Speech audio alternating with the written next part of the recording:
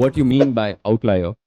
வித்தியாசமா யோசிக்கணும், வித்தியாசமா செய்யணும். How do I think as an outlier marketer? நம்ம என்ன சொல்லுவோம், அவன் கிறுக்கன், லூசு, தனியா இருக்கான் பாரு, விசிறன்னு சொல்லிட்டு இருப்போம்.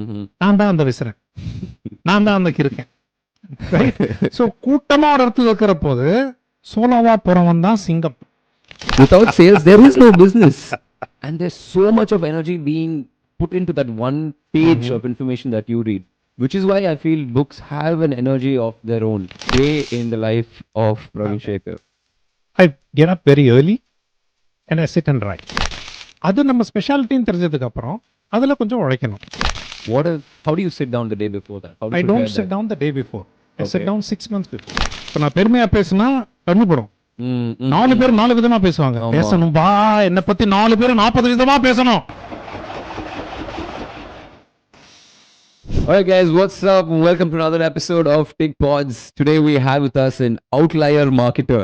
Yes. That's a first we're having on TIGPODS. In fact, that's a first I think I'm hearing in life itself. And the வார்த்தைகளே ஒரு மாதிரி புதுசா இருக்கு, outlier marketer.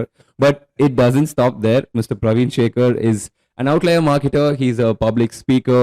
He is an angel investor. He runs startups. He invests. He advises a bunch of startups. And he runs a company that is now empowering disabled people to take up a much more bigger charge of their lives. He's an author of several books. And what else am I missing out on? That should be enough for now. Well, it's an honor to have you on the show. I think it's the first time I'm having somebody who's donning so many different hats and comes with such a vast, almost intimidating amount of experience. So it's fun to be sitting right opposite right now. And of course, seeing the varied versions you have of black and yellow. I think you give personal branding a whole different meaning to it. So let's start with a small brief introduction about yourself. So if you were to introduce yourself to somebody, a whole new audience, how do you go about doing it? Well, I'm Pravin Shekar, an outlier marketer, and my purpose in life is to inspire creators. Wow. As simple as that. Wow. So okay. That is my sole purpose and motto in life is how can I inspire creators? In how many ever ways can I do it? And if you say so many people are already doing it, well, I'm an outlier. I will do it my way. I will do it my different way. Amazing. Okay. So can you give us a few instances of what you mean by outlier? Let me first start with a research term that when you look at certain things or certain people, there's always a group that is very similar. But there will always be one person or one point that is completely opposite, standing alone, doing something else. Yeah. நம்ம என்ன சொல்லுவோம், அவன் கிறுக்கன், லூசு, தனியா இருக்கான் பாரு, விசிறன்னு சொல்லிட்டு இருப்போம். நான் தான் அந்த விசிறன், நான் தான் அந்த கிறுக்கன். ரைட்? ஸோ கூட்டமா ஒரு இடத்துல இருக்கிற போது சோலோவா போறவன் தான் சிங்கம். அப்படி போறது தான் இப்ப அவசியம். That is what is required. And therefore we need a lot more people who go against the wave. ஆனா இப்போ அந்த தாட் ப்ராசஸ்லயும் நிறைய பேர் இப்போ இந்த கேள்வி கேட்க ஆரம்பிச்சிட்டாங்க, எல்லாருமே சிங்கம் மாதிரி போக ஆரம்பிச்சிட்டா அப்ப யார் தானே அந்த கூட்டம்? அப்ப நான் பண்ணியா மாறுவேன். Okay. Okay. Right? Well, you have to keep watching the trend. இப்போ for example, okay, ஒரு 10-15 வருஷம் முன்னாடி எடுத்துட்டீங்கன்னா, நான் எந்த மேடையில போனாலுமே ஐ யூஸ் டு வேர் தட் இப்ப மோடி ஜாக்கெட் அப்படின்றாங்க. ஆமா. அப்புறம் அவர் வந்ததுக்கு அப்புறம் அது பாப்புலர், மறுபடியும் ஒரு resurgence. It's not a new style, it's an old style. Nehru jacket was what it was called. எல்லாரும் அதை போட்டுக்க ஆரம்பிச்சிட்டாங்க. So I had to leave that and move to something else. இல்லையா? நான் இப்போ வேட்டி போட்டு போறேன், 4 பேர் வேட்டி போட்டு வராங்கன்னா நான் என்னோட கரை போட்ட வேட்டி போட்டு போறேன். இல்லையா? So you have to always be aware. எங்க இருக்கோம், எப்படி இருக்கோம். அவுட்லயர்னா என்ன? வித்தியாசமா இருக்கணும், வித்தியாசமா யோசிக்கணும், வித்தியாசமா செய்யணும். அதை நம்ம போக போக பேசுவோம். We will talk about why there is a need for us to be an outlier. Yeah. And I think also it's important. You can't be an outlier until you know how to be one in the crowd. You need to understand the meta for you to break it. Absolutely. So இப்போ இந்த சூரியகுமார் யாதவ், அவன் பேட்டிங்கை பார்த்தாலே ஏதோ வித்தியாசமா இருக்கு, ஆனா அதே batting தான். ஆமா. The foundation is the same. பேட்டை அப்படிதான் பிடிக்கணும், ஸ்ட்ரோக் இப்படிதான் அடிக்கணும். He has learned the rules, played the rules, mastered the rules, broken and created his own rules. So he has become an outlier in that sense. Yeah, yeah. நம்ம இப்போ மார்க்கெட்டிங்கா இருக்கட்டும், பிசினஸா இருக்கட்டும், முதல்ல ரூல்ஸை கத்துக்கணும். கத்துட்டு விளையாடிட்டு மாஸ்டர் பண்ணிட்டு உடைச்சிட்டு அப்புறம் தான் நம்ம புது ரூல்ஸை கொண்டு வர முடியும். For sure. I think, yeah, that is a statement that a lot of people kind of overlook, right? In the quest to be different, in the quest to establish their own identity, they forget that you have to first learn the rules of the game, the name of the meta, how to understand the boundaries and then break it. Absolutely. So that's something but that's, அதுக்குமே ஏன்னு தெரியணும். yeah, எதுக்கு yeah. எனக்கு ஒரு தனித்துவம் வேணும், Hmm. எதுக்காக, அந்த எதுக்காக எனக்கு தெரியாம நான் வித்தியாசமா இருக்கணும் அப்படின்னா அப்புறம் எப்படி முடியும்? Yeah. It for will sure. only be a short term வித்தியாசம். ஆஹா அப்படின்னு இருக்கும். Hmm. அடுத்த நாள் புரியுது. So when was the first time this actually occurred in your life? Like, I want to be this way. I need to be the outlier. Was it in school, college, or outside of that? pretty much எப்படி பார்த்தோம்னா ஸ்கூல்லே இருக்கணும். Hmm. அதாவது End நான் நிறைய school, so where did you நான் நிறைய study? படம் பார்ப்பேன். Okay. ஸோ ஒரு படத்துல நெப்போலியன் டயலாக் இருக்கும், Hmm. எங்க போனாலும் எனக்கு முக்கியத்துவம் வேணும். கல்யாண வீடா இருந்தா நான் தான் மாப்பிள்ளையா இருக்கணும், வீடா இருந்தா நான் தான் பணமா இருக்கணும். அதை நம்ம அர்த்தம் எவ்வளவு அர்த்தம் வேணா எடுத்துக்கலாம். நான் மார்க்கெட்டிங் அர்த்தம் எடுத்துட்டு இருக்கேன். எங்க போனாலும் I should be noticed, I should be remembered. என்ன பார்க்கணும், பார்த்து பேசணும், பழகணும். இதுல எனக்கு சொல்றதுல வெக்கமே கிடையாது. ஏன்பா இப்ப நாளைக்கு நீங்க ஒரு கல்யாணத்துக்கு போறீங்க, ஒரு ஃபங்க்ஷனுக்கு போறீங்க, ஒரு நல்ல மேக்கப் போட்டு, லேடிஸா இருந்தா லிப்ஸ்டிக் போடுவாங்க, ஜென்ஸா இருந்தா ஒரு பவுடர் பூசிட்டு போறது இல்லையா? எதுக்கு? நம்மளை பார்த்து 4 பேர் பேசணும், ஆஹா நல்லா இருக்க, ஸ்மார்ட்டா இருக்கேன்னு சொல்லணும், இல்ல யோசிக்கணும் இல்லையா? நான் அதை வெளிப்படையா பண்றேன், அவ்வளவுதான் வித்தியாசம். Ama, for sure. I think attention is the most basic unit that every human being requires. 100%. அதுக்கு மேல வர ஸ்டெப் தான் எனர்ஜி, மணி எல்லாமே. கண்டிப்பா. அந்த அட்டென்ஷன் கிடைச்சாதான் மற்றதெல்லாம் கூடயே வரும். So yeah, I think I love the fact that you are completely open about that. I think all of us secretly want it, and we feel this some kind of one, or ஏக்கம் to not want to show it off. I am included in that கூட்டம். I'm an actor, and I'd like to openly say that, hey, enna danda paakano, put the spotlight on me. I will give you all the content you guys need. But நான் அவுட்லையர்ங்கிறதுனால அந்த spotlight நானே கொண்டுருவேன். Why depend on another person? நம்மளே கொண்டு வந்துக்கலாமே. இதே philosophy தான் நானும் என் வாழ்க்கையை lead பண்ண ட்ரை பண்ணிட்டு இருக்கேன். In fact, I have been all this while. But எங்கேயோ என்ன, I think that's what's biting me back in the ass. அது வந்து நம்ம இருக்கோம் இல்லையா, 4-5 ஸ்டேட் சவுத்ல வச்சுக்கலாம். நான் முதல் 10 வருஷம் நார்த்ல இருந்தேன். இங்க வந்தோடனே முதல்ல அடிச்சது வந்து, அப்பா தற்பெருமையை பேசாத, ஒருத்தன் கண்ணில் பார்க்காத, எல்லாம் அப்படியே ஜோதியில ஐக்கியமாயிட்டு அப்படியே போயிடு, அப்பதான் அப்படி இருக்கும். ரைட்டா? அது நம்ம கல்ச்சர். ஏன் இப்ப நான் பெருமையா பேசினா கண்ணு படும். 4 பேர் 4 விதமா பேசுவாங்க. பேசணும்பா, என்ன பத்தி 4 பேர் 40 விதமா பேசணும். அது என்ன பேசணுங்கிறத நான் தான் விதைப்பேன். ஓகே, சோ இது பேசியிருக்காங்க, அந்த கண்ணு பட்டிருக்கு உங்க மேல. Has anything happened? Lot has happened. Lot of positive has also happened. நம்ம கண்ணு படுறது, கெட்டது நடந்தாதான் கண்ணா, நல்லது நடக்கிறதுக்கு அதே கண்ணு தான். That is pretty mind blowing. People don't talk about that. ஏன்னா கண்ணு பட்டாதான் பாசிட்டிவும் வரும். கண்ணு படுறதுனால தான் அந்த positive energy also will know that, இங்க டைரக்ட் பண்ணலாம்னு. எப்பா கிரிக்கெட் விளையாடுறோம், நல்லா ஸ்ட்ரோக் எடுத்துட்டு போறோம், உடம்புல அடி வாங்குறது இல்லையா? ஒரு பந்து ஏதாவது ஸ்ட்ரோக் மிஸ் பண்ணி அடி வாங்குவோம், அதுக்காக கிரிக்கெட் விட்டு போயிட முடியுமா? Shit, that makes a lot of sense. Okay, thank you. I think I needed that. Now I'm just going to keep continuing my path of doing the same shit. So to give you some context as well, so what I meant by I also would like to do things my own way is I wanted to become an actor most of the time. And one of the few problems with being an actor, especially in our industry, is நீ நல்ல சொம்படிக்கிறது கத்திக்கணும். If you don't know how to do that, if you don't know how to go to every director and be like, please எனக்கு ஒரு chance கொடுங்க, then you won't become an actor, is what everyone have told me. Right. And it's what today I think I have to accept as the truth, because I took that path of saying I will not go and beg for a chance. I hate that word chance. I was like, okay, what, I gotta act fine, it's chill. I'll come up with my own script, I'll come up with my own production, I'll try to fund the own money, and I will host it on a platform using my methods. Right. And I managed to do that, everything, every part of it. But at the end of the day, I've realized that when it comes to something like acting, maybe that's not the best path. It's, you have to rely on another person.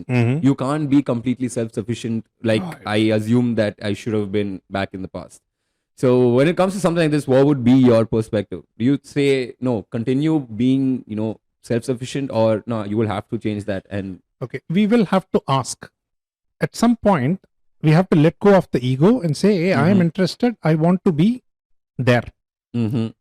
How can you help me get there?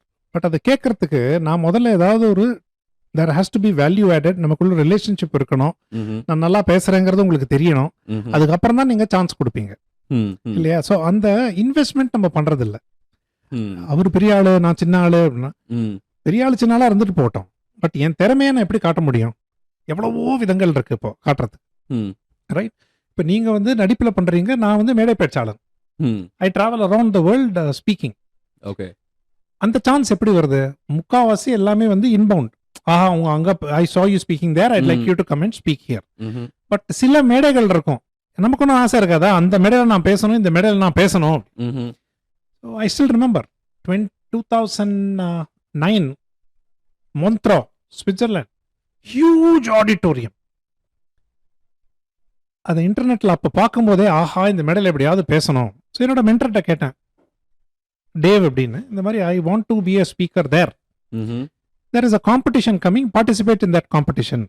So that was an impromptu research speaking competition. Okay. இப்படி கேட்டாதானே அவர் okay, உனக்கு அந்த entry பாயிண்ட்ல ஒரு wild card தரேன். Entry பாயிண்ட்டை clear பண்ண, semi-final clear பண்ண, ஃபைனலுக்கு வந்தேன். ஃபைனல்ல தோத்துட்டேன். Okay. But the impact that I created, that particular talk, அதாவது பிசினஸா இருக்கட்டும், நம்ம ஆசைகளா இருக்கட்டும், எல்லாத்துக்கும் ஒரு இன்ஃப்ளெக்ஷன் பாயிண்ட்னு வரும். அப்படியே போயிட்டு இருக்கும், திடீர்னு ஒரு கிக்கு வரும், நம்மள அடுத்த லெவலுக்கு கொண்டு போய் விடும். அந்த கிக்கு பேர் தான் இன்ஃப்ளெக்ஷன் பாயிண்ட். ரைட்? சொட்டையர்னு பிந்தல அடிச்சுன்னு சொல்லுவாங்க இல்லையா, அந்த மாதிரி. கேட்டா தானே கொடுப்பாங்க. நம்ம கேட்கலன்னா இது எப்படி, நான் கேட்கறது நீயா மனசுல நினைச்சு எனக்கு சொல்லணும்னா how is that possible? So whatever I want now, again a movie reference, வேட்டையாடுல Kamal என்ன சொல்லுவான், இந்த மாதிரி கேட்கணும்னு தோணுது, கேட்டேன், நாளைக்கு கேட்கறதுக்கு வாய்ப்பு கிடைக்குமா கிடைக்காதோ. Right? So most of the place இந்த மாதிரி செய்யணும்னா யார் இம்பார்ட்டண்ட்டோ போய் சொல்லலாம், இந்த மாதிரி நான் செஞ்சிருக்கேன், இதை சாதிச்சிருக்கேன், பட் அதை செய்யணும்னு பார்க்குறேன், எப்படி நீங்கள் ஹெல்ப் பண்ண முடியும். Nice. I think I should take that back. In fact, I think this podcast is a result of that very same thing. When I met Pravin at one of his talks during TI, and I told him straight up, I was like, okay, I've gotten this chance to talk to you, and I'm telling you openly, I want to have you on the podcast. Let me see if it can happen. And I think this is living proof that it has happened. Great. So, you spoke about how you are a public speaker. Right. Can you take us through that journey? Because that is one of those niche segments in life which nobody ever writes a course on. You can't Google this. It's something that you have achieved and mastered though. So what would be your advice to somebody who wants to take this path? Okay. So I am a public speaker, but I'm also a professional speaker, which means I get paid to go and speak in various places. I always loved the stage. J, நீங்க சொன்ன மாதிரி நீங்க நடிகன்றீங்க, நான் மேடையில வேற மாதிரி நடிக்கிறேன். பேச்சுங்கிறது you have to put on a show, you have to put on an act. அது சின்ன வயசுலேருந்தே இருக்கு. ஸ்கூல்ல ட்ராமாவா இருக்கட்டும், காலேஜ் தியேட்டரிக்கல்ஸா இருக்கட்டும், அதுக்கப்புறம் வேலைக்கு போனதுக்கு அப்புறம் ஆட்டோமேட்டிக்கா அதுதான் இருக்கும். அது நம்ம ஸ்பெஷாலிட்டின்னு தெரிஞ்சதுக்கு அப்புறம் அதுல கொஞ்சம் உழைக்கணும். ஸோ டோஸ்ட் மாஸ்டர்ஸ் ஹெல்ப் பண்ணிட்டு, lot of speaking coaches help me become the professional speaker I am today. ஆனா ஒரு பப்ளிக் ஸ்பீக்கர் ஆனவன் ஒரு ப்ரொஃபஷனல் ஸ்பீக்கர் ஆனது எப்படி? அதுவும் கனெக்ஷன்ஸ் தான். இப்போ கிருபா சங்கர்னு ஒருத்தர் இருக்காரு, he is also professional speaker. So he was responsible for opening up the world. ஆஹா, நான் பேசுறதுக்கு காசு கூட கேட்கலாமா? காசு கொடுக்கறதுக்கு இத்தனை பேர் இருக்காங்களா? இப்போ நான் ஒரு 3/4 மணி நேரம் கீ நோட் கொடுக்கணும்னா 3 லட்ச ரூபா சார்ஜ் பண்றேன், அடுத்த 4 மாசத்துக்கு புக்டு. ஓகே, இல்லைங்களா? ஸோ அந்த ஆப்பர்ச்சுனிட்டி, ஆஹா நான் நல்லா பேசுறேன், இந்த ஆடியன்ஸுக்கு குறிப்பா என்ன தேவையோ அதை பத்தி நான் பேசுறேன், அதுக்கு காசு கொடுக்கறதுக்கு இவ்வளவு பெரிய கூட்டம் இருக்கு அப்படின்னா, அதே அனுமார் கதை அப்படிம்பாங்க. அனுமாருக்கு அவரோட சக்தி என்னன்னு தெரியாதான், இன்னொருத்தர் வெளில வந்து சொன்னதுக்கு அப்புறம் தான் அது தெரியும். ஸோ அந்த மாதிரி பல பேர் நம்ம வளர்த்து வச்சுக்கணும். எனக்கு கிருபா அந்த மாதிரி, ஜே கிருஷ்ணன் என்னோட ஸ்பீக்கிங் மென்டர். ஓகே, முதல்ல நான் இந்த ப்ரொஃபஷனல் ஸ்பீக்கர் ஆனப்போ முதல் 4-5 பேச்சுக்கு அவரா வந்து உட்காந்து எனக்கு ஃபீட்பேக் கொடுத்துட்டு இருப்பாரு, இல்லைங்களா? So you will need to build that net. I'm one of the founding directors of the Professional Speakers Association of India. Okay. So இந்த மாதிரி இவ்வளோ பெரிய உலகம் இருக்குங்கிறப்போ பல பேருக்கு தெரியணும் இல்லை நம்ம இந்தியாவில். So that is when we started. That is how we grew and came up with it. Nice. So can you maybe take us through your process? How do you prepare before a day? Let's say tomorrow you have to speak in front of a huge crowd of businessmen to teach them about how to implement marketing in their businesses. How do you sit down the day before that? How do you I don't sit down the day before. I sit down 6 months before. Okay. Right? So that's how long you take before. That's how long we take. Each talk, என்ன sir 45 நிமிஷத்துக்கு இவ்வளோ charge வாங்குறீங்க? 45 நிமிஷம் deliver பண்ற சார்ஜ்ப்பா. அதை ready பண்ணணும், அதுக்கு survey பண்ணணும், என்ன ப்ராப்ளம்னு டிசைட் பண்ணணும், அதுக்கு ஏற்ற ஆடியன்ஸை பார்க்கணும், ஆடியன்ஸை ஸ்டடி பண்ணி அவங்களுக்கு என்ன தேவைன்னு பார்க்கணும், அந்த ப்ரிப்பரேட்டரி மீட்டிங் 4-5 தடவை நடக்கும். அதுக்கப்புறம் ஸ்பீச்சை ரெடி பண்ணி 3வது தடவை போட்டு 4வது தடவை போட்டு ப்ராக்டிஸ் பண்ணி அதுக்கப்புறம் டெலிவரி போது தான் வரும். ஓகே. இல்லையா? ஸோ நாளைக்கு ஏதாவது பேசுப்பா அப்படின்னா பேச முடியாது. யாருக்கு பேசுறோம், எதுக்கு பேசுறோம், என்ன அவுட்கம் வரணும், இத பேச்சை கேட்டு அவன் என்ன செய்யணும், உடனடியா என்ன செய்யணும், கம்பெனிக்கு போய் என்ன செய்யணும், அடுத்த வாரத்துக்குள்ள என்ன செஞ்சிருக்கணும். Okay okay right. ஏன்னா நான் வந்து ஒரு ஆக்ஷனபிள் ஸ்பீக்கர். இப்போ ஒரு டாபிக் மார்க்கெட்டிங்ல பேசுறேன் அப்படின்னா அதை கேட்டோடனே ஒரு சலசலப்பு வரணும். ஆஹா, இதை நம்ம மிஸ் பண்ணிட்டோமே, தெரியணுமே, இது போனோமே, பண்ணணுமே இருக்கணும். அவனுக்கு பண்ணக்கூடிய டூல்ஸ் என் பேச்சில் கொடுக்கணும். வீட்டுக்கு போன உடனே, கம்பெனிக்கு போன உடனே அது துருன்னு காதல் இருந்துட்டே இருக்கணும். ஆஹா, இப்படி சொன்னாரே, செய்யணும், ஏன் செய்யல அதை செஞ்சுட்டு திரும்பி உனக்கு அதுதான் என்னோட கிக் என்ன வரும். அது செஞ்சு முடிச்சுட்டோம், வாங்க இது செஞ்சிருக்கோம்னு காமிச்சோன்னா ஆட்டோமேட்டிக்கா நமக்கும் ஒரு சாட்டிஸ்ஃபேக்ஷன் வரும். Right. So process is never the day before. It is always well in advance. நான் அடுத்த வருஷம் என்ன புது ஸ்பீச் கொடுக்க போறேங்கிறது ஆல்ரெடி ரிசர்ச் ஆரம்பிச்சிட்டேன். I am a professional speaker. So டப்புன்னு எழுந்து போட்டு நாளைக்கு உட்காந்து பண்ணி கக்க முடியாது. I am here to make a transformation happen in those 45 minutes for which you prepare for the last 6 months. Absolutely. So most of speeches are not really improv. Most of them are well rehearsed and prepared. Even what sounds like improv has been trained and practiced earlier. Wow. Okay. That's eye opening. Yeah. Nice. Cool. So I think I've understood that you are somebody who you're like a lightning rod conductor of ideas. You take in culture, you take in people and their ideas, and then you distill it and then you deliver it. Absolutely. Out of which I'm guessing one source is majorly books. And I really love the fact that you are a connoisseur. You are a museum of good books. That's how I discovered you, in fact. My dad, who's a time member, he came back after some meeting and he just placed this yellow black book on the table. I'm like, and I picked it up and it said like, you mentioned that saying, hey, I'm blah blah blah, and these are books that really moved me. And I'm at first, honestly, I'm like, okay, just another book recommendation. And I went through it and it was really intriguing the way you had, categorized the books. You had given a tabular column and a rating, a star rating on a particular segment and why you should read this if you are this. That's what really, spoke out to me. I'm like, okay, this person has actually gone in and given you what you can actionably work on.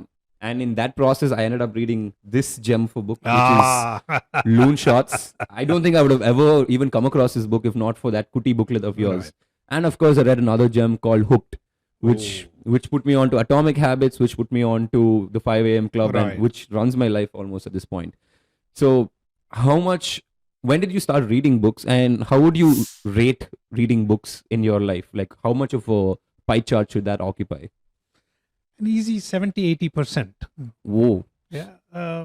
So I grew up, Jay, when we didn't have internet. We didn't even have a TV. So the only source of knowledge used to be libraries and books.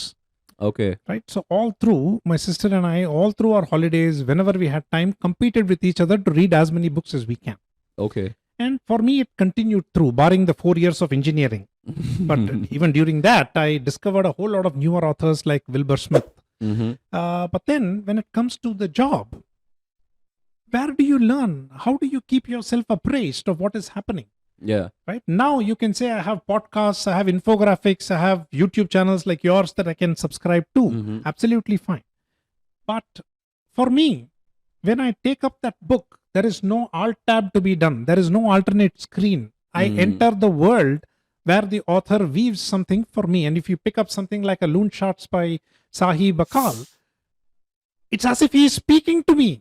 He knows my problem. எனக்கு என்ன பிரச்சனை எனக்கு தெரியும், அதை பத்தி பேசிட்டு இருக்காரு. ஆஹா.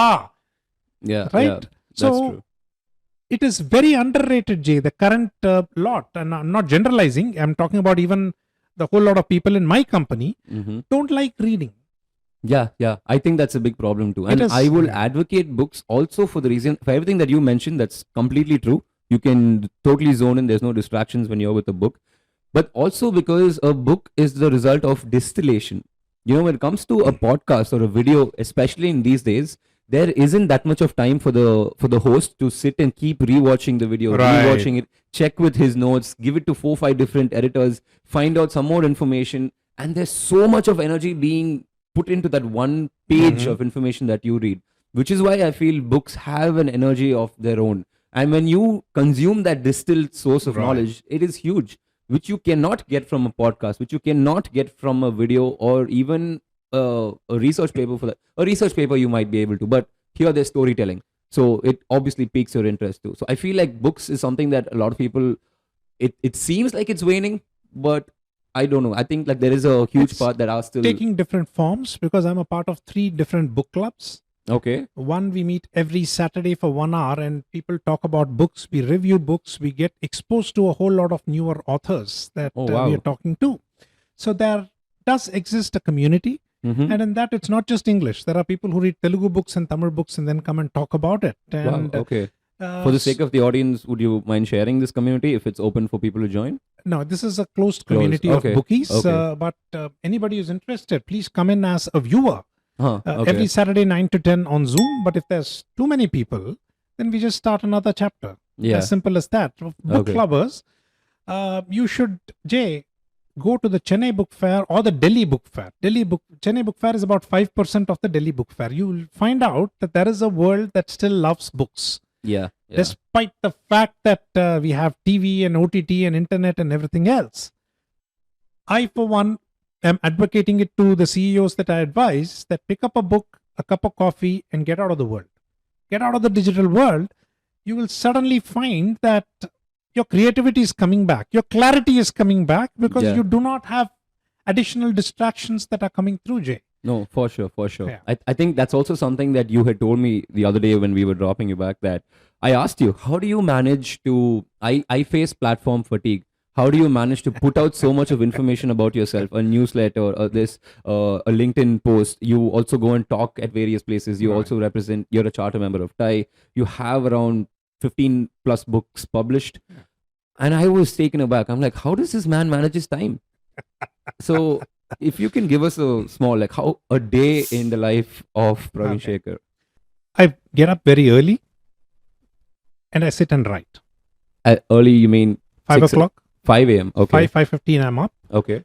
I have my chai with my mom and then I get into and write. And then we live in a gated community and I'm pulled out for a walk. And once I come back, my work starts off. But how I'm able to get more time is by saying no to a lot of people. Some people hate me for it. Some people may call me arrogant. But end of the day, I have to respect my time because I know what I want out of it. Mm-hmm. So the more I say no to, the more time I suddenly have with myself.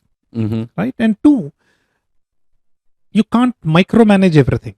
So Yeah. Yeah. I run a fairly large company and there are people running it. So when I keep the meetings to take certain decisions only, it kind of helps quite a lot. So what else? Now, I did say books in the physical format. I'm also a fan of Blinkist. Mm-hmm. I'm also a fan of Audible. Okay. Does So, Blinkist actually work? Do you find value in distilling an already distilled Well, book? books or the message that I like in Blinkist, I end up going and buying the bigger book. Okay. So to okay. me, it it's is like a teaser. 12 to 15 minute reading session. Okay. All That, right. hey, I like it, I don't like it. So if I like it, what did I like? Can I go back and pick up the larger book and get involved? But Pravin, what you just mentioned is something of someone who's already established in life, Right. and you have the luxury to be able to say no and to be able to segregate your life that way. Right. But let's dial you back a few years. Let's say when you were in your 25 to 30 range. How was your schedule then? Did you have the luxury of doing something like this? Yes and no, but my priorities then were different because at that point my priority was traveling the world. Okay. And I had a goal that I should see 25 countries by the time I was 25. I managed close to 30. Wow. And okay. all through my 20s, I got married, became a parent, but I was still traveling like crazy. Till my mid 30s, my goal was to cross 50 countries and do business in a few. And therefore, the goals change. Mm-hmm. Right now, I'm in a different phase of my life when I can afford to say no. But at any stage in your life, you can afford to say no. If you are clear what you want. If you want what that person has, there is no clarity there. There will always be that envy, jealousy that comes in that, Yeah. why don't I have that? But Yeah. you have the option to say no where you are standing and what you're doing right now. No, I think that is very true too. Because me, despite being at the age where I am right now, I used to be of the mindset where, oh no, you should never say no. You should always say yes to everything, and then people will come to you with more ideas. But actually, the more I started saying no to the projects that I just knew will not add value to the company, then that's when you start attracting the actually good ones that are worthy of your time and your company's time. Yeah. So yeah, that's very true. That statement about you picking your priorities and giving your time the utmost value. Yeah. So for Zoho, they have a whole lot of distributors and partner network. I did a multi-city tour to talk to those distributors on how to grow sales, and the title was "Say No to Grow Your Sales." Okay, that's interesting. Can we double click on You've that? got to say no to certain clients who suck your life out, and you get zero profits or money. You've got to say no to unending feature requests that keep coming in, right? And you have to say no to certain things that suck your time and kill your life and your joy. When you say no to these things in life and in business, you will find out that there is a lot more time available, a lot more joy in what you are doing, because you have chosen what you want to say yes to. True, very true. But since you mentioned sales, I think that is one department of business that's always given the shorter end of the stick. People just call salesmen the leeches of the business world, the liars. These buggers have no soul. But I am like, guys, sales are the ones that freaking make a business what it is. Without sales, there is no business. So how do you track this problem? How do you inspire a group of salesmen that, guys, you're the freaking. They know it. The Okay. true salespeople know it, right? The CEO has to be the number one salesperson of the company. Yeah, for sure. I As think- simple as that. When the CEO is a salesperson, he or she will respect the salespersons. When he or she has no idea about sales, is introverted, I'm not bothered about it, you somehow have to get it done. That's an order and a direction that comes when there is absolute chasm, there is a huge gap between what the market says and what the management wants. That is when things kind of fall. Right? And the other huge problem, Jay, especially down south, is marketing and sales are interchangeably used. Right? Door வித்துட்டு என்ன பண்ற marketing சத்த அது marketing இல்லப்பா. Right? So when the distinction itself is not clear, how will you know what am I doing? Why am I doing it for? Right? And That's the fair. whole world is moving towards micro markets and micro marketing. Okay. Where to an extent the role of sales and a marketer is getting Clearly merged. defined. Yeah, it's defined, but they have to work together. You just Okay. can't. I can't give you a bunch of brochures and pricing. Say go sell. Right? You have to also give them really good leads for them to be able to manage I need their your time. feedback. If I'm the marketer, you are the salesperson. What is the market telling? And then you adjust the campaign Yes. accordingly. Okay, that's interesting. Nice. Okay, so you are an outlier marketer, sir. And by your definition, how would you put it across what an outlier marketer means in a company? I'm running a normal D2C company. How do I think as an outlier marketer? All right. Give me a campaign, some problem challenge that you're facing. So I can, Okay, so I'll talk about something that a friend of mine actually told me recently. They've manufactured something called a sports underwear, right. and their only other competitor in the world is Under Armour. Right. No other company has even bothered making these polyester sports underwears that you can use for training, for gym, for yoga, and all. And his biggest problem statement is people don't understand the need for this, and he's combating the idea that people assume that if you wear these underwears, then you're, well, for lack of a better word, it will stunt the growth of your tennis balls. Okay. Now let me answer your particular friend in this case. I have been a big user of these performance underwear since 2016 when I went on my first trek. Right? 1, 2. Under Armour is not the only competition. There's Ex Officio, there's Saks, there's a whole Okay. lot of other companies that are in this particular space of athletic underwear. Okay. Right? So your friend has not done a competitor mapping properly. 2, the research that he is talking about is quite different. Let me give you an outlier example for the same underwear that you're talking about. It's a Thai brand that found out that all of us, the rest of the world, is aping what the US is doing. So the sizes that we talk about are American sizes, Yeah. and it never fit the Thai gentleman. Yeah. So what this particular company did is brought in 1,000 male volunteers, measured their privates, and then went back to the drawing board and came back with a Thai sizing which has become a super hit number one in the Thai market because it is customized for the Thai men on Thai sizes. All right. Right? So just look at the thought process that goes behind. This is outlier thinking.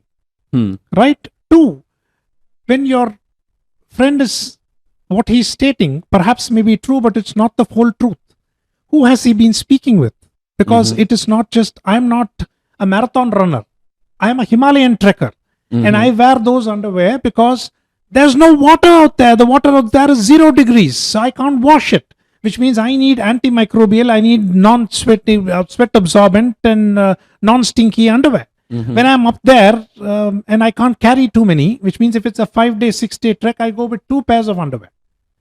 Right? So who is your market? Who are you catering to? For sure. Yeah. Right? Yeah. When you don't get that in, you're not even playing the game. Forget being an outlier, not even being a straight marketer here. You don't understand who it is for, which particular segment. Athletic is a huge segment you're talking about. Micro market, who exactly are you for? You've got to own that segment. And then you branch out into other segments. Yeah, I think that's an amazing piece of distilled advice. People, when they find their target audience, I think they're happy with just giving the super subset, which is athletics. Right. Now that you said in athletics, there is cricketers, there is footballers, there is mountaineers. In fact, we can go one step further saying in mountaineers, there is Indian mountaineer, there is a Andes mountaineer, there's a casual mountaineer, there's a professional mountaineer. So, and you got to own at least one niche completely. And all my performance underwear I import from the US. Exactly. That is having super fans, right? That you also mentioned about another brand that you import all the way from Singapore, and I have to smoothly transition into this segment because I'm sure anyone watching all this while has noted this first thing, your beautiful mustache. Yes. When did you decide that I want this, and how do you manage to keep it that way all the time? What is the secret behind the mush? Let me go back to your earlier comment about the life stage that I am in. Yes. So the legacy that my father and his father left behind is what you can see shiny on my top. Okay. But that's who I am. And this is something that I've known ever since I became an adult, that at some point, this is my look that's going to be there. Okay. But then you always need to invest in something that is yours, that is undeniably yours. And all through, I kept the theatric side of me alive. So the mustache first came in because I was scheduled to play the role of Shikari Shambhu, the comic strip guy. Yes. Right? I love him. Yeah, I remember. Yeah, which is when I shaved my head, whatever hair I had, I shaved it off, I grew the mustache, but we never could, the theater group, all 4 of us had to be there, and at any point we were not happening. So they stayed, and gradually moved into, this is me, this is my brand, this is who I am, which started, it gained traction in one of my books, which is still the top seller, called the Gatotkacha game. And if you look at the book, it'll have my outline in the back, denoting Gatotkacha, and my mustache made its first debut at that particular point in time as a brand. Okay. And ever since it has evolved, and this is who I am. Wherever you see a mustache, you'll see me, but this is my ode to Salvador Dali. If you've not followed Dali, all of you, please check Salvador Dali. What a guy. We only know him as an artist. He's an artist, a movie maker, a poet, movie producer, music composer, fashion designer, furniture designer.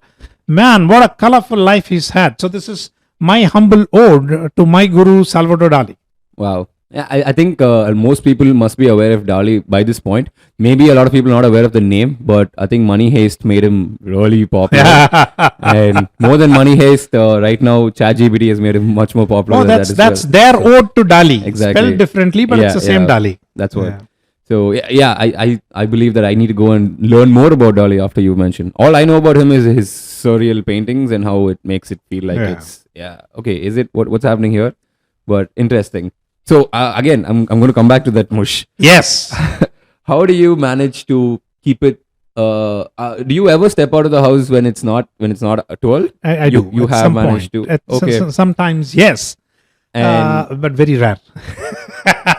Okay, interesting, interesting. And what is the product that you use to keep it this way? The $1 million question. I It's- use a product which I get at Watson's in Singapore. It's called Gatsby. It's Gatsby pomade, technically for the hair, but then Okay. it keeps it strong and hard all day long. Wow. So, Okay. and I'm giving the brand name. I'm not getting paid, but I'm just a super fan. I know. I could see. I'm guessing you would have gone through your own share of trial and error with various 40, brands. 45 different brands Wow. across the world. Wow. None had the strength or the ease to hold up. But Wow. hold on. Pretty soon I'm going to come up with my own line of mustache wax. Oh wow, Yeah. that's interesting. That's nice. I think you've established a very clear marketing strategy already done for that. The moment it comes out, all you gotta do is like, "Hey guys, I'm dropping this," and boom, you've got 1 million sales right there. Amazing. So since I spoke about distribution as well, you are your own personal brand. You have a LinkedIn page Right. going, and you have a newsletter running as well. Yes. You have a bunch of various channels in which you have your ideas flowing through them. Mhm. So how important is it to build a personal distribution network in today's day and age, and how do you do it? So I've made my mistakes there. I've had good advice from, for example, Saurav Jain and a few others in terms of owning my mailing list, which I disregarded at that particular point. Mm-hmm. It is very important for you to build, and it doesn't have to be big. My community, my following isn't big, but it's big enough for me to create a change, to bring about a transformation in this community. LinkedIn is the primary source of engagement, but then I have a private Vimeo channel for my closed community. I'm writing one book a month for that particular community this Okay, year. So this okay. year I'm on a quest to come out with one book a month, 12 books called the Tom's 12 for that particular community. But back to your question, it is important for you to add value to a small subset. How small are we talking? If you can put a number to it. It's up to you. For me, it's about 500, but I Okay. started with 5 to 10. Okay. And that's an absolutely good enough start if you want to look at creating a transformation around you. Mm-hmm. And there's no scope for excuses. If I get that funding, if I have that following, if I have all, no, you use what you have with you right now. Right? Yeah. So whatever I had, I started with 5 people, 10 people, 15, 20, and then slowly it grew. Okay. Right? Okay. Interesting. But this is a group that loves me. It's a group that I love. Mm-hmm. And this is the group that laps up everything I provide and is the first one to give me feedback, especially negative feedback when things haven't worked out or I have not come out with that superlative of performance, be it a book or a talk. Mm-hmm. Mm-hmm. Makes sense. I've started. I have attempted at starting a newsletter, and I have managed to put out one edition so far. And the biggest problem that I face is honestly, I don't know. I think it's one is content fatigue when you don't know what to write, even though you have a lot happening in your life and you can put it down. Two, the biggest problem is sitting down and making that format, making those few things, and you read other newsletters. You see an MOM, you see yours, and they're all they look so good in terms of the points, the pictures, the gifs. And when you write something and it just looks like one block of text, it kind of creates this thing of like, maybe I shouldn't put this out. So that's a problem that I've seen with a lot of people, and just in terms in the content world as well. And in fact, I saw a video yesterday by this channel called Odyssey, and he spoke about something that hit straight at home with me. Right. A point which is, I hate browsing social media these days, not because it reduces my creativity and all the other jazz, but because the moment I see other creators, I feel this hint of not like sabotage jealousy, but just like, you can do this too. What are you doing? Look at you sitting in your chair and not doing shit. He's already put out 4 videos. That is something. And then I saw the comments below that everyone's related to that one particular part. Yes, this is something that I also face. How do we get over this? So how do you get over this? How do you manage to Okay, get? I've been through the same, my share of dead blogs, etc. But the last 4 years, I've managed to get the consistency level because I follow an inventory model, Okay. which is this weekend when I sit and write, I will not write just one. I'll write the next 4. Okay. So Okay. next weekend when I sit, I'll write another 4, maybe not related to the newsletter, but something else that I'm going to come out with.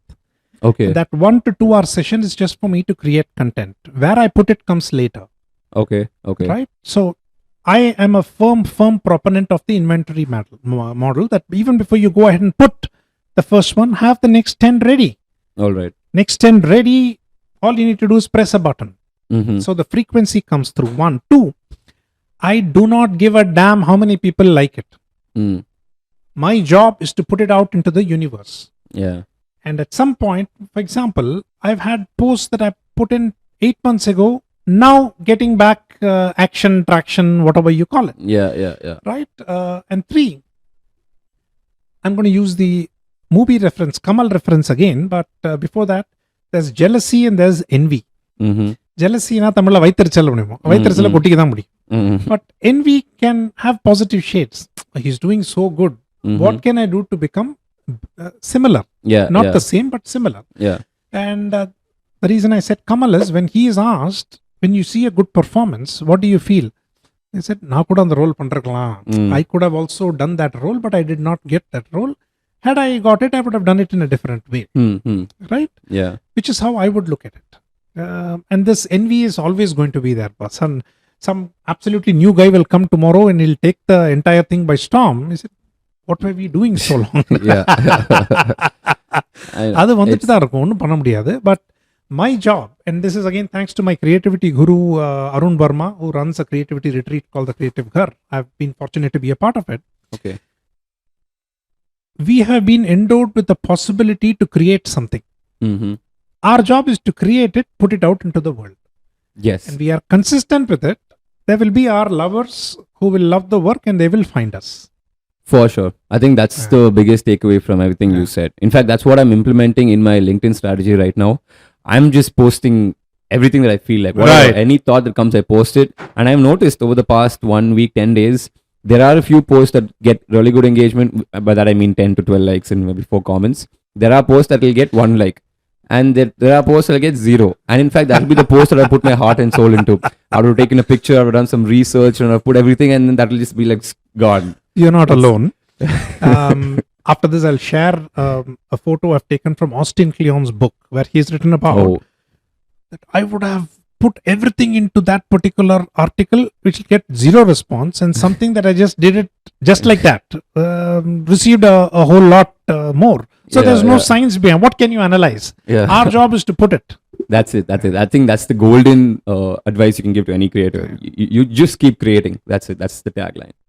So yeah, I think I fully agree with Austin Kleon as well that you can't ever put analytics to this. You just got to keep doing, just keep swimming and keep creating. That's why I love Dory from Finding Nemo. What she said is so profound, and it's the same. Nike has said it. Dory has been saying it. It's just keep doing. That's all, and that's when the inflection point will come. Right. You never know when it's going to come, but your job is to keep pushing that line. If you stop the pushing of the line, then it might have just been around the corner and we'd miss it. That's very nice. And I would also like to discuss how you are majorly known as a marketer. Right. And obviously the first thing that people assume is that you consult to businesses. Right. You help them on their marketing strategies. But one of the lesser known sides about you is that you are an angel investor. And that you also run a company that does research.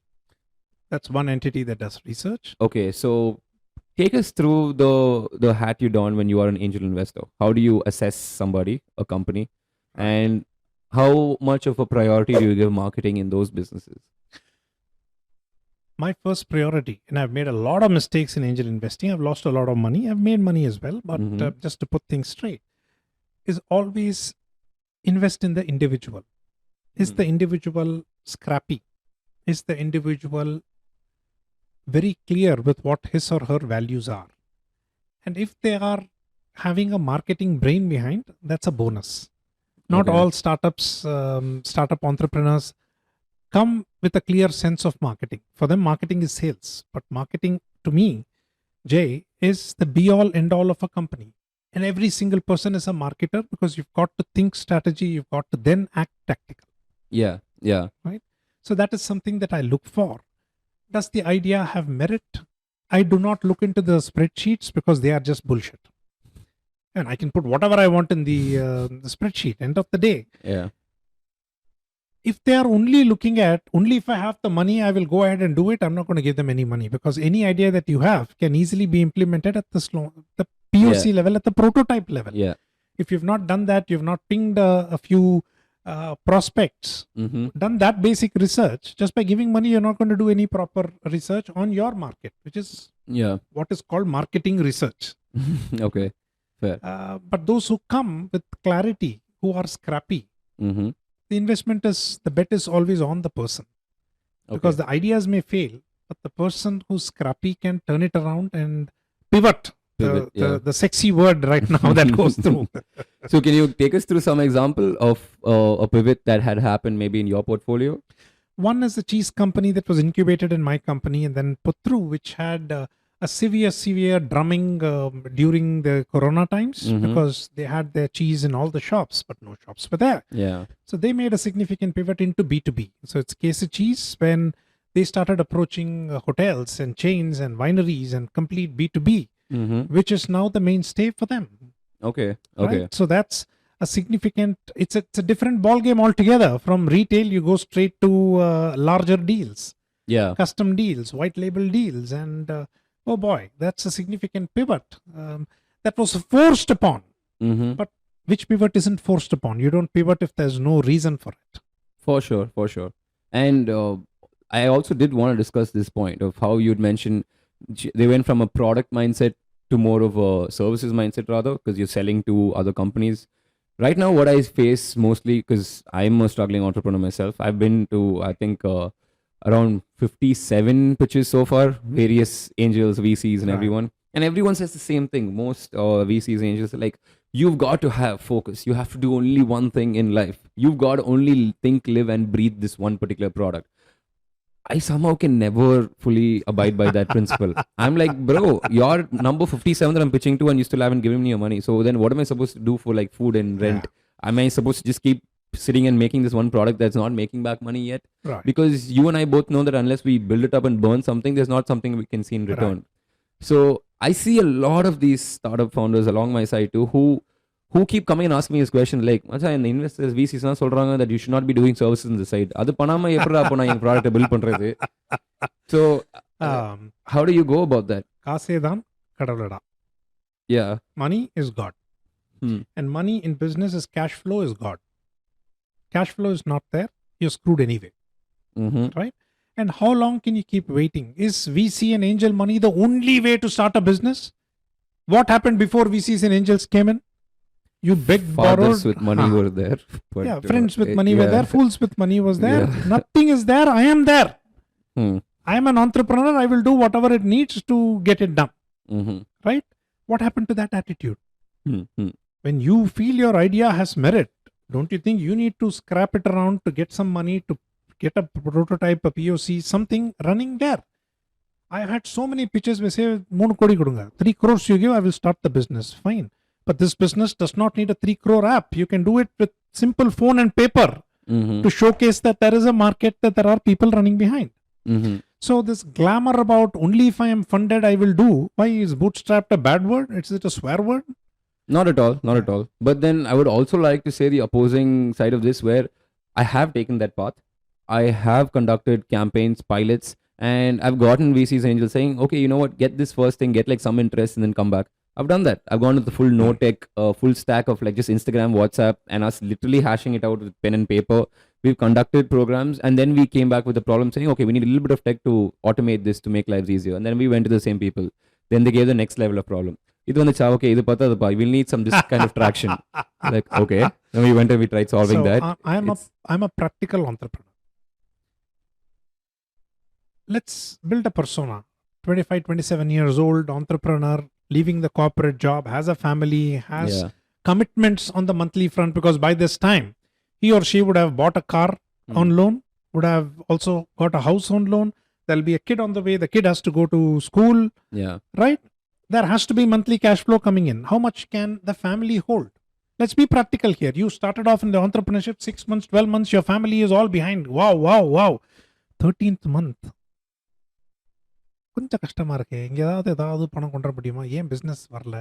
15th month சைடுல ஒரு வேலை எடுத்துக்கலாமே. Mm-hmm. I'm just being absolutely practical. Yeah. Why do you have to wait till then? You need cash flow. You need cash flow to fund your product development. The cash that is going to come can also come from services, Yeah.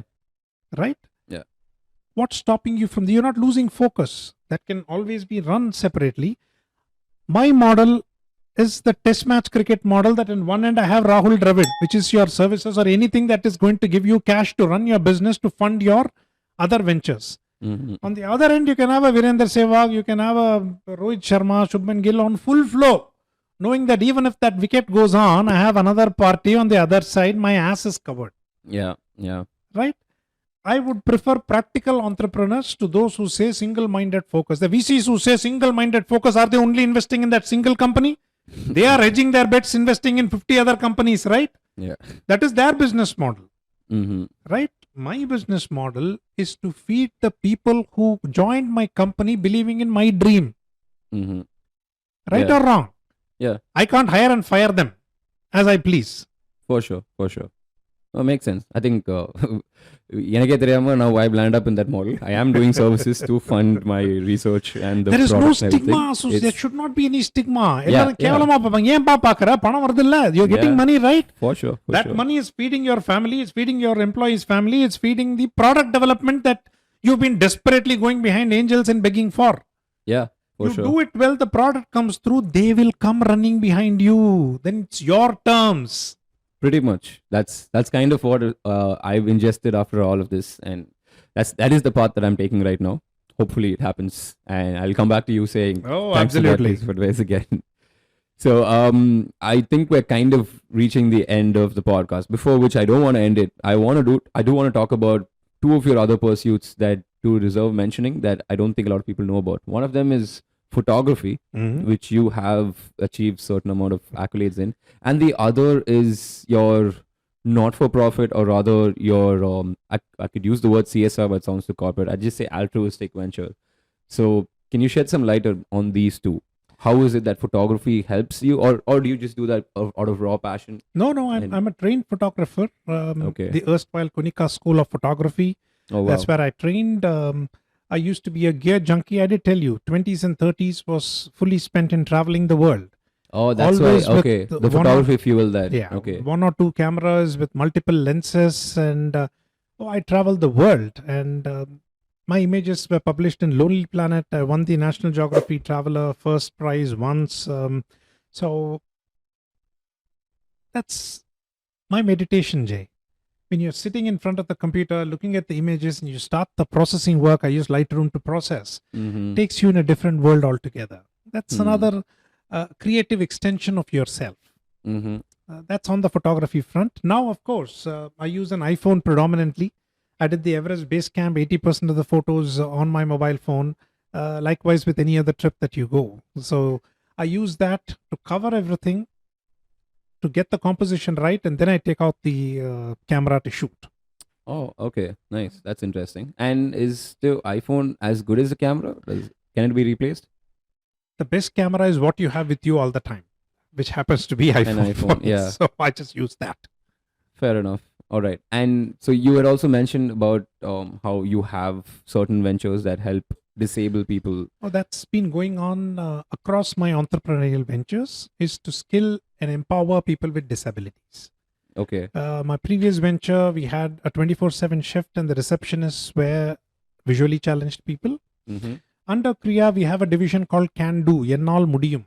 And for over a decade now, over 100 people have been skilled and employed by us for making calls, for conducting research interviews, for entering data.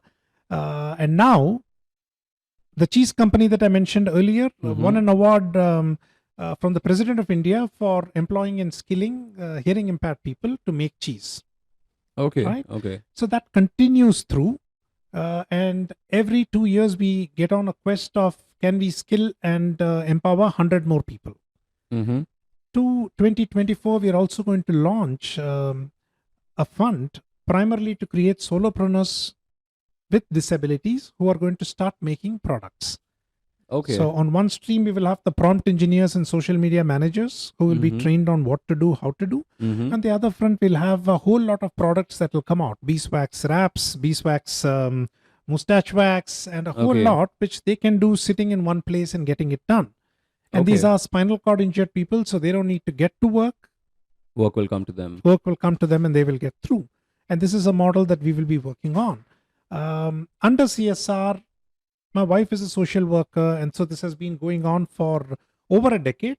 Now, from creating employment, can we create solopreneurs? Is the quest that we are moving towards. Okay. One last question for you. And since I'm asking you this because, well, clearly your mind works in different ways. And you do have a very intuitive and analytical mind since you worked with various companies, CXOs, and young, fresh entrepreneurs, and you've been in the world. You've been on this podcast for so long, 57 minutes so far. What would be your words to improve this? Where do you see the holes? And please be brutal and let me know where is it, the little points that you see that can be better. Nothing major. I've been on several other podcasts, so it's well structured. It moves really well. It's a nice conversation that we have, and I do not have anything specific to comment on at the moment. Okay. Damn it. I always like கொஞ்சம் negative feedback. It's what I can actually use. But thank you. I will take the positives also to my stride. Well, if I have to, the mic positioning could be better because I am used to having a mic here where I can see you face to face, even in a podcast. Okay, So perhaps a change to a Rode front end mic gives me a bit more. For sure. That's something we will take into account as well. Yeah, I think we've kind of summarized the entire thing so far to give the people a summary of what we've spoken about. I think we started off with a very small and clear definition of the word marketing, Right. and what it means to you and what your journey in this has been so far. And you very clearly define how marketing needs to be very clearly separated from sales and how they can merge together today, but then they need to understand why they're doing it and what they're doing it for. And of course, we spoke about various companies and how the why is the most important factor for a company, even for the marketing division, the CEO. We went over books and how books are a portal to a whole new universe. We went over, I think one of the favorite parts was where we spoke about how companies need to focus on just making money, guys. Let's remove this entire so-called utopian thing of unless I will get this thing, I won't start.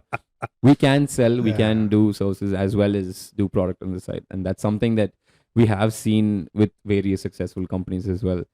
And oh yes, I totally forgot to ask you about the book. You mentioned that you are a writer and there is the Gatot Kachan game. Can you give us a small insight into what is the mindset that you adopt when writing a book?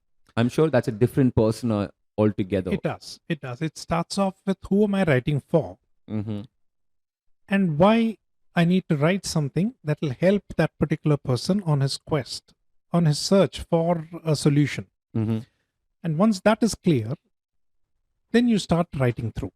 Okay. In certain cases, it's just to have fun. So Gatot Kacha Game and Mahishasura Marketer was an opportunity for me to co-author a book with my daughter, who's a mythologist, and I'm a marketer. And when we started discussing stories, and I could glean a whole lot from our mythology into business. And that's how the Gatot Kacha Game started off. Talking about the life history of Gatot Kacha and mapping it to what's happening to us in our business world. And what can I learn from it?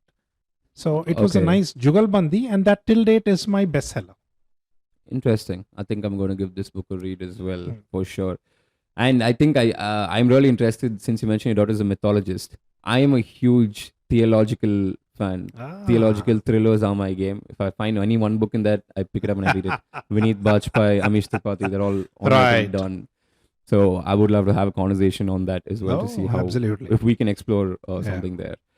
But anyhow, I will have to wrap up again as usual. This is the part that I hate, guys, because we try to keep our podcast no matter what to 1 hour strictly, because we don't know what to do on the editing table. We don't have the heart to cut out anything, because everything is gold information. But we have to do this, and because of that, we have reached the end of this podcast, and it genuinely was a huge treasure trove of absolutely information, knowledge, and I'm sure anyone who's seeing this can take back quite a few actionable points, right?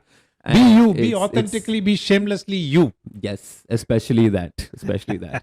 So thank you so much, Mr. Pravin Shekar. It was an amazing, it was a great pleasure having you on the show. Thank you. And we will see a lot more of this in the future, hopefully. Thank you guys. Thank you for tuning in. And I think you guys should share this to anyone else who you think is someone who is hungry for either starting up or somebody who needs to hear whatever you just heard. And mention it, show your love in the comments, and send it out straight to their inboxes, to their mail IDs. And do subscribe to Pravin Shekar if you guys want to get inspired, if you want to get off your seat and get started with doing something, because I sure did. Thank you so much, sir. Thank you. This is Jaydesh and Pravin Shekar signing off. TIGPODS, guys.